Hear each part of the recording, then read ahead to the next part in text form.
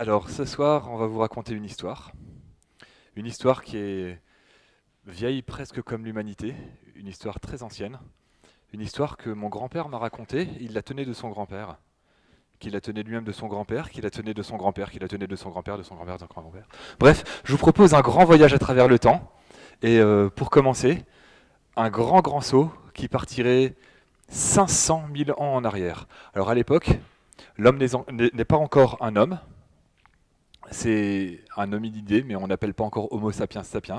Et pourtant, voilà, sur l'île de Java, un homme a gravé un coquillage.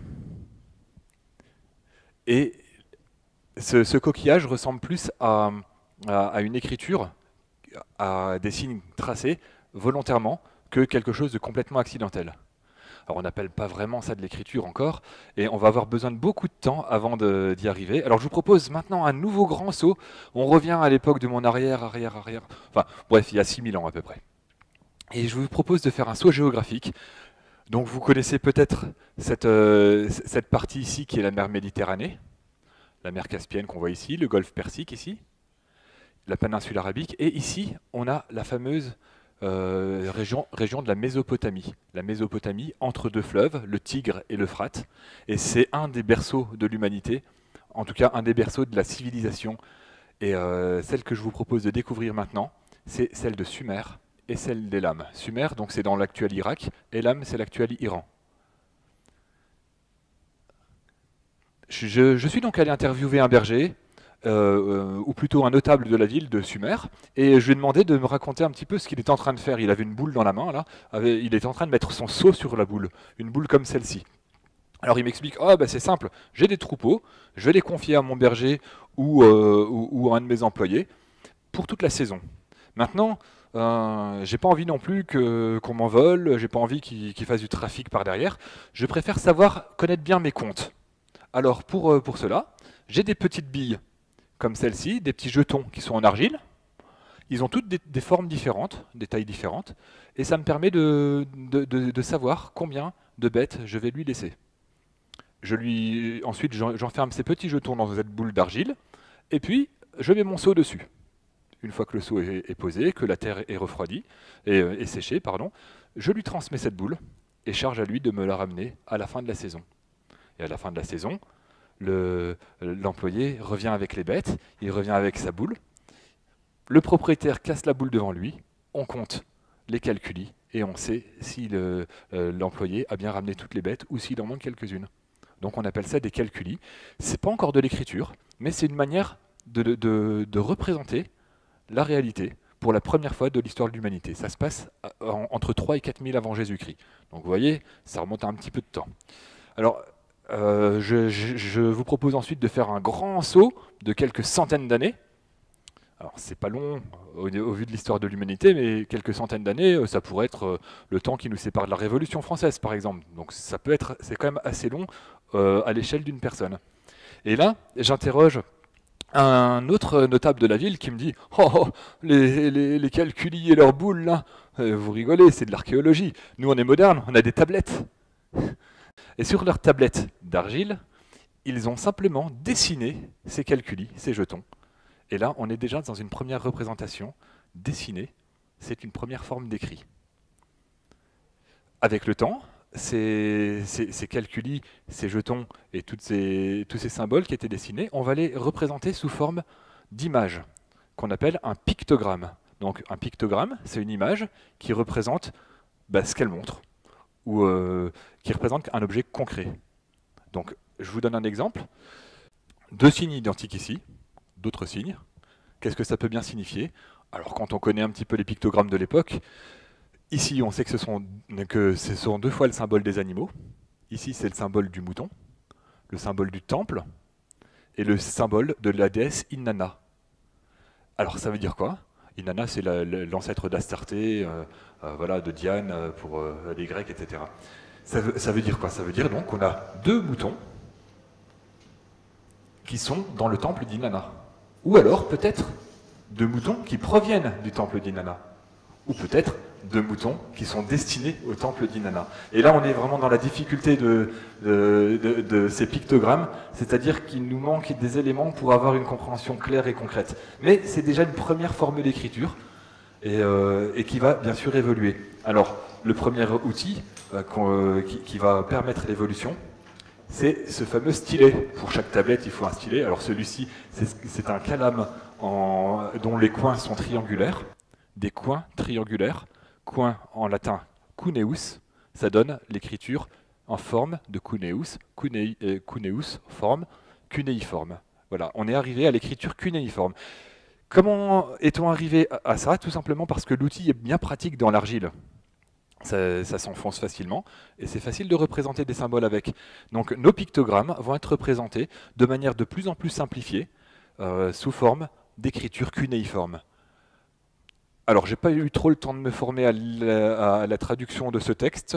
Je ne pense pas que c'était un hommage à Steve Jobs, mais bon, si vous comprenez, tant mieux pour vous. Moi, je ne suis pas sûr de bien maîtriser l'ensemble. Bref, c'est comme très joli à regarder. Mais je vais vous donner des exemples pour quand même ne pas vous laisser complètement sans une culture cunéiforme importante. Voici par exemple le mot verger. Donc au début, vous avez le premier symbole qui représente le verger dans le premier pictogramme, ce qui était vraiment bien dessiné. Et puis ensuite, on l'a représenté à 90 degrés, une petite rotation de 90 degrés. Pourquoi? C'est pour la rapidité de l'écriture. On écrivait plus vite, donc on a tout fait dans le même sens. Donc plutôt à l'horizontale. Et puis avec l'arrivée des coins, des calames en forme de coin, c'est devenu l'écriture cunéiforme, qui veut dire la même chose, ça veut dire verger. D'autres exemples? Le symbole de l'oiseau, par exemple, au début on voit bien que ça représente un oiseau, et puis avec le temps, avec les coins, ça représente quelque chose qui visuellement n'est plus un oiseau. Mais ça reste un pictogramme dans le sens où ce symbole est associé à un élément qui est l'oiseau. Ensuite, vous voyez par exemple avec l'eau, ici on voit bien que c'est de l'eau, hein, pas de problème, ça ressemble bien. Le deuxième, c'est un petit peu simplifié. Et puis, une fois qu'on a les coins, ça donne un autre symbole, mais c'est toujours l'eau. Pareil pour le bœuf. Retenez bien le bœuf, parce que le bœuf, on va en entendre parler ce soir. Notre voyage va se poursuivre un petit peu dans le temps, dans l'espace. Je vous rappelle quand même que l'écriture cunéiforme est née à Sumer, dans cette région de la Mésopotamie. Mais cette écriture, elle est tellement utile, tellement appréciée, qu'elle va servir pour différentes langues. Vous voyez bien qu'il n'y a pas de lien entre un oiseau dessiné et le mot oiseau en sumérien, en akkadien ou dans n'importe quelle autre langue, puisque dans n'importe quelle langue, le dessin d'un oiseau représente toujours un oiseau. Donc si on sait dans sa langue que le pictogramme cunéiforme oiseau veut dire oiseau, pas besoin de traduction. Voilà. Donc pour l'écriture, c'est quand même très pratique. Ça a permis notamment aux Hittites d'utiliser les caractères cunéiformes. Les Hittites, c'est une langue indo-européenne. Vous avez aussi les Ourites, alors ils ne sont pas trop représentés, ils sont juste au nord là, de cette carte. Les Ourites, c'est une langue caucasienne. Et puis, tous les peuples sémites, donc des langues sémitiques, comme ceux de Mésopotamie, utilisent également cette même écriture cunéiforme, avec des variantes évidemment entre chaque peuple. Le peuple qui va surtout développer l'écriture cunéiforme, c'est Akkad, la région d'Akkad, avec la Grande Babylone, et puis tout l'empire qui a suivi. Il faut savoir quand même que la langue akkadienne a servi déjà de langue du secteur, donc langue vernaculaire, comme on dit, la langue du pays, mais ensuite elle a aussi servi pendant près d'un millénaire, 1000 ans, comme langue diplomatique.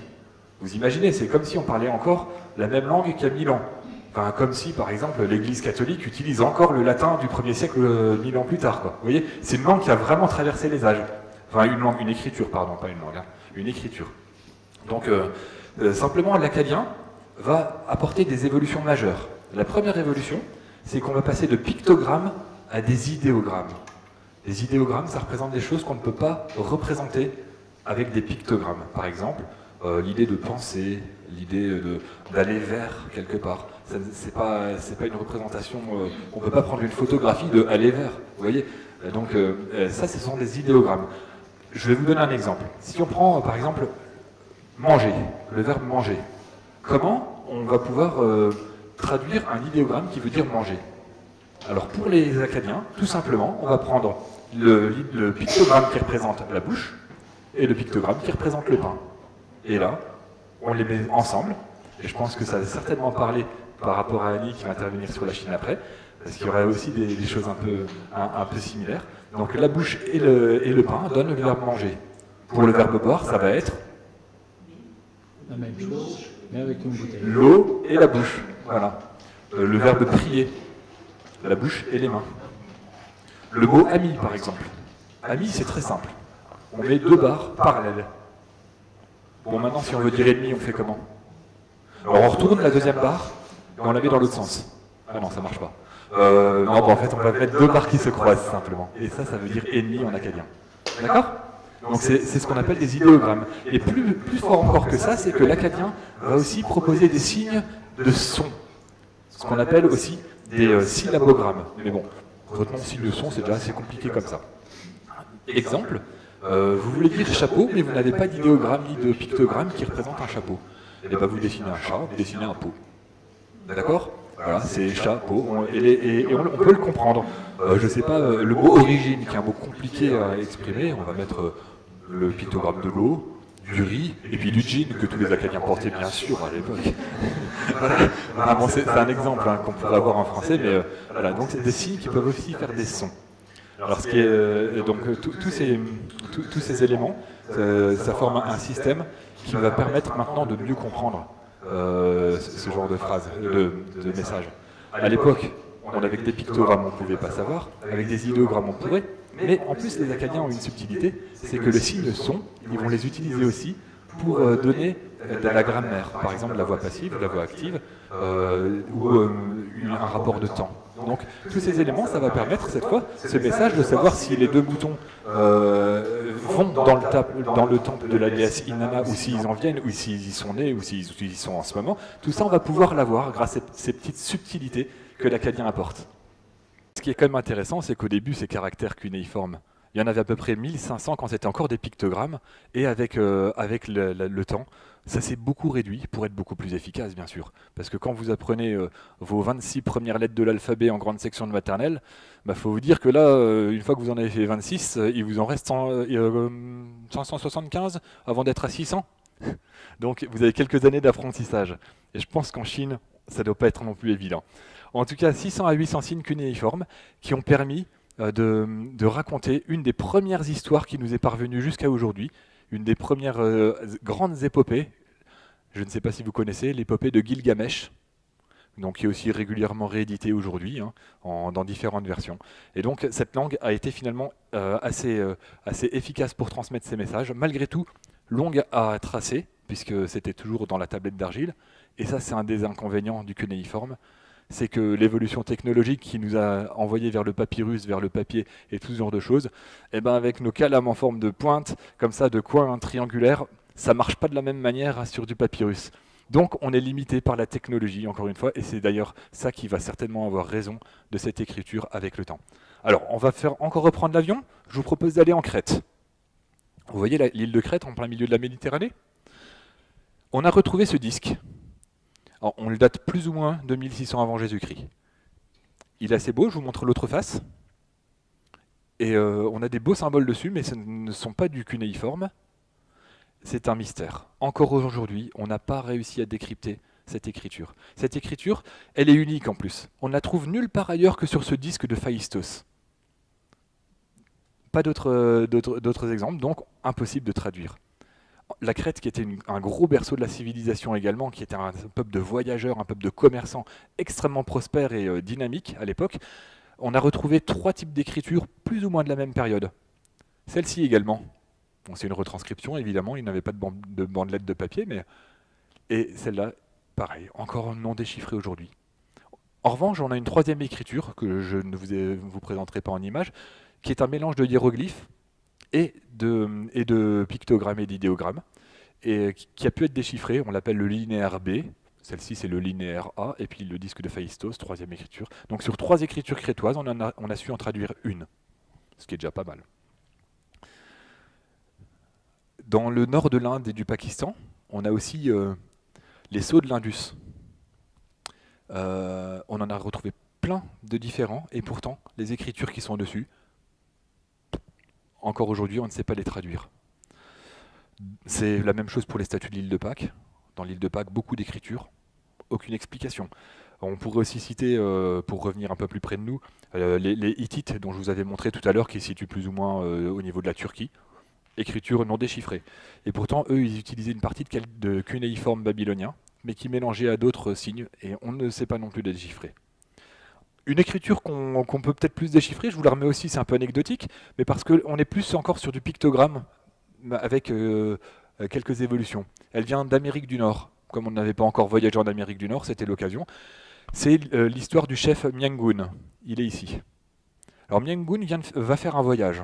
On voit, il est en marche avec son cheval, mais il part pas tout seul. Il part accompagné avec 5 canoës, et on pourrait même compter le nombre de personnes. Chaque petit bâtonnet représente une personne.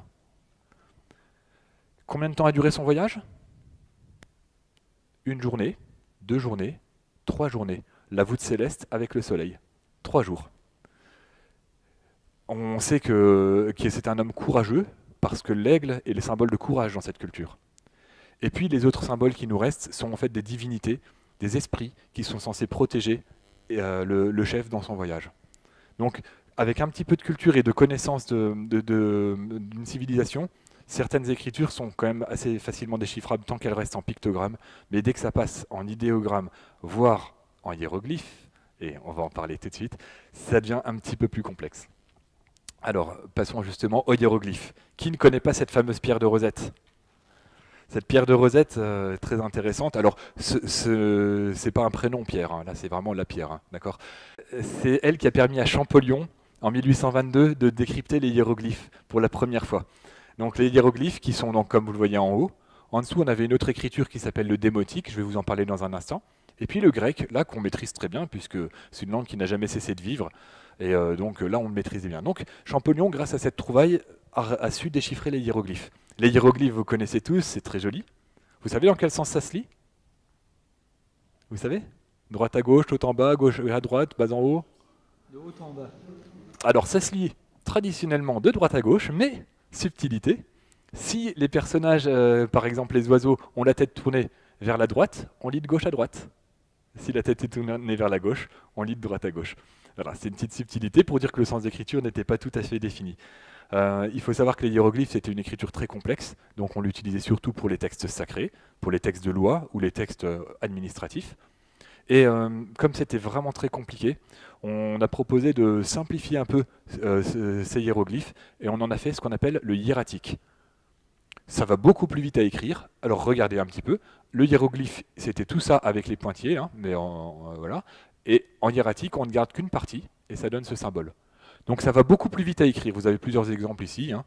En revanche, je ne sais pas déchiffrer le hiéroglyphe, hein. Ne me demandez pas ce que ça signifie, mais j'imagine qu'il y a des choses qui sont assez expressives en elles-mêmes. Voilà. Donc ça, c'était le hiératique. Mais le hiératique, c'était encore une écriture un peu complexe. Alors on a beaucoup simplifié ça, et on a fait ce fameux démotique, qui est une écriture beaucoup plus simplifiée et pour les usages de base. Bon, ceci dit, à l'époque, il ne faut quand même pas oublier que dans toute cette civilisation, c'était principalement les scribes et les prêtres qui savaient écrire. Les autres ne savaient pas écrire. Même les dirigeants, très rares, étaient ceux qui savaient écrire parmi les dirigeants. On a quelques exemples de dirigeants cultivés, lettrés, mais la plupart ne savaient pas. Ils avaient leur scribe personnel.